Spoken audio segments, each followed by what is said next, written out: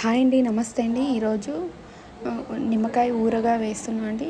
20 నిమ్మకాయలు తీసుకున్నానండి. 20 నిమ్మకాయలు తీసుకొని ఒక నిమ్మకాయలో 8 పీసెస్ లాగా కట్ చేసుకున్నానండి. ఇప్పుడు ఊరగాయ స్టార్ట్ చేస్తున్నాను. ఒక డబ్బాలో తీసుకోవాలండి, ప్లాస్టిక్ డబ్బాలో తీసుకున్నాను అండి. దానికి తగినంతలో ఉప్పు తీసుకున్నాను, అలాగే పసుపు వేసుకున్నానండి, ఒక 1 స్పూను. అంతా ఒకసారి కలుపుకోవాలండి. ఇలా కలిపిన తర్వాత 3 days వరకు పక్కన ఉంచుకోవాలండి. దీనికి మళ్ళీ 3 days తర్వాత పక్కన ఉంచిన తర్వాత ఆ తర్వాత కలపాలండి.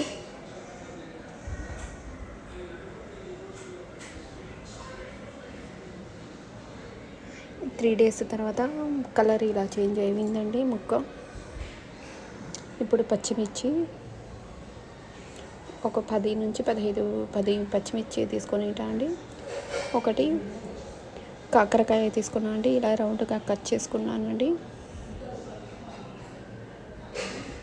ఇప్పుడు అంతా ఒకసారి కలుపుకున్నానండి. అంతే అండి, సింపుల్గా నిమ్మకాయ ఊరగాయ. అలాగే మా ఇంట్లో లంచ్ సాటర్డే లంచ్ అండి. పప్పు, పొటాటో ఫ్రై, రైస్. మా ఇంట్లో లంచ్ అండి.